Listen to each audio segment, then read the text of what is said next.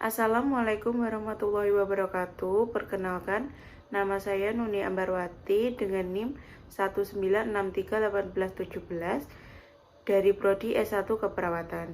Di sini saya akan menjelaskan sedikit mengenai apa itu gangguan penglihatan ablasio retina. Kita mulai dulu ya teman-teman dengan definisi ablasio retina. Ablasio retina adalah gangguan mata yang terdiri ketika retina atau selaput bening di belakang mata terlepas dari belakang mata. Apabila retina lepas, sel mata bisa berkekurangan oksigen. Hal ini diawali oleh robeknya retina yang diikuti menyusutnya cairan pada rongga retina tersebut. Cairan tersebut akan menyusup ke dalam di antara retina dan dinding bola mata, berakibat terlepasnya retina. Retina ini yang terlepas dapat menyebabkan kehilangan penglihatan secara permanen. Jadi seperti ini ya teman-teman, pandangan sedikit mengenai antara mata sehat dan mata yang terkena ablasio retina. Selanjutnya untuk tanda dan gejala pasien mengalami gangguan penglihatan ablasio retina ada 6. Yang pertama, pandangannya biasanya kabur. Yang kedua, kehilangan sebagian penglihatan.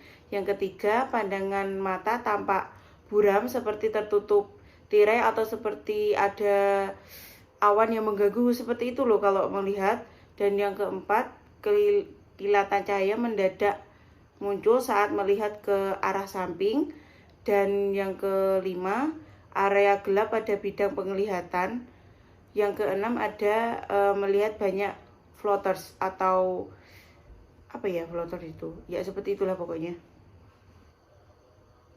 Dan untuk penyebab gangguan penglihatan ablasio retina itu biasanya ablasio retina dapat terjadi secara spontan atau sekunder setelah keadaan trauma atau terjadi seperti benturan seperti itu loh. Akibatnya adanya robekan pada retina, cairan masuk ke belakang mendorong retina sehingga terjadi penimbunan eksudat di bawah retina. Dan retina itu akan terangkat atau terjadi tarikan jaringan parut pada badan kaca atau traksi. Dan penimbunan eksudat terjadi akibat penyakit seperti koroid dan skleratitis, koroiditis, tumor retobular, uveitis, dan juga terdapat faktor predisposisi seperti mata dengan miopia tinggi, pasca retinitis, ekstrasi katarak, dan retina yang memperlihatkan degenerasi perifer, seperti itu untuk etiologi atau penyebab gangguan penglihatan ablasio retina. Selanjutnya untuk pemeriksaan diagnostik gangguan penglihatan ablasio retina. Yang pertama ada pemeriksaan oftalmologi, yaitu ada pemeriksaan visus, dan pemeriksaan ini dapat terjadi penurunan tajam penglihatan akibat terlibatnya makula lutea ataupun terjadi keruhan media penglihatan atau badan kaca yang menghambat sinar masuk. Dan yang kedua ada pemeriksaan lapang pandang. Pada pemeriksaan lapang pandang seperti tertutup tabir dan terlihat seperti skotoma relatif sesuai dengan kedudukan ablasio retina. Pada pemeriksaan lapang pandang akan terlihat pijaran api seperti halilintar atau fotospi atau seperti terjadi kilatan seperti tadi loh di gejala dan tandanya tadi. Dan untuk yang kedua ada pemeriksaan funduskopi. Pada pemeriksaan ini ablasio retina dikenali dengan hilangnya refleks fundus dan pengangkatan retina. Retina akan tampak keabu-abuan menutupi gambaran vaskuler koroid, dan jika terdapat akumulasi cairan bermakna pada ruang subretina.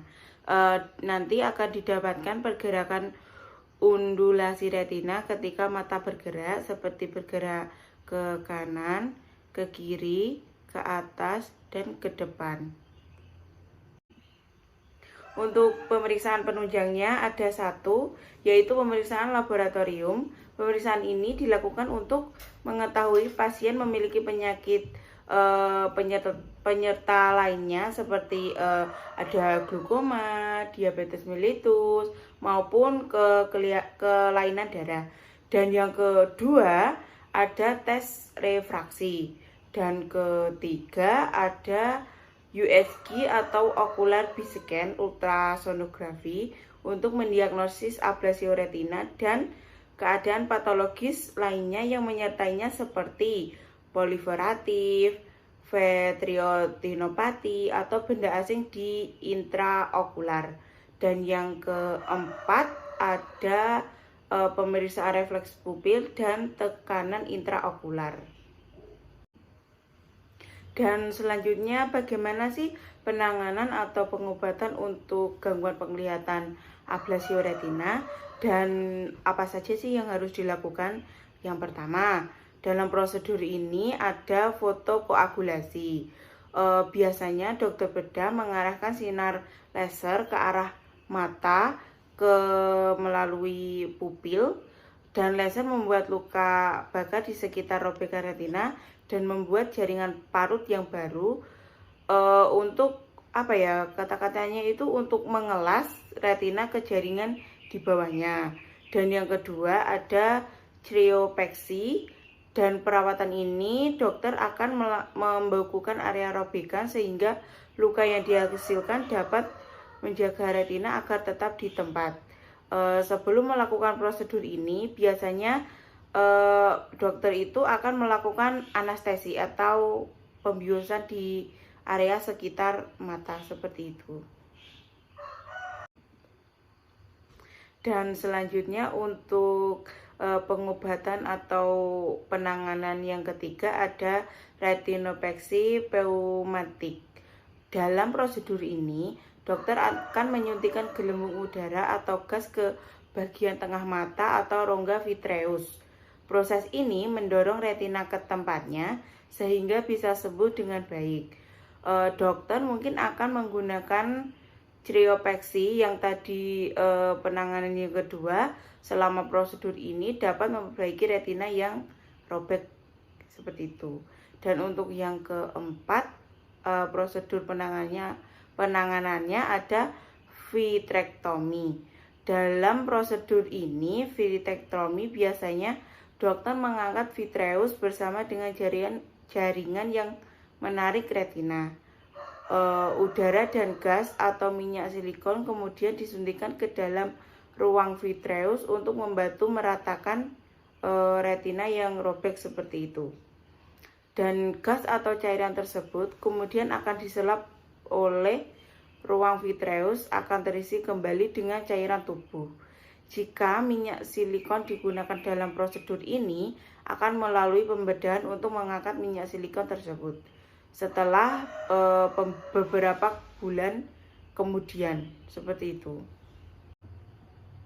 Dan yang terakhir untuk penanganan atau pengobatan gangguan penglihatan ablasio retina ada Gasper skleral, dan dalam prosedur ini dokter akan menjahit sepotong bahan silikon ke bagian putih mata atau sklera di atas area yang terkena.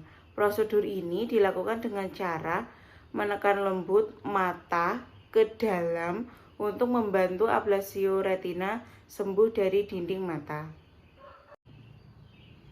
Nah, teman-teman, itu tadi penjelasan sedikit mengenai gangguan penglihatan ablasio retina dan bagaimana penanganan yang harus dilakukan untuk mengatasi masalah tersebut.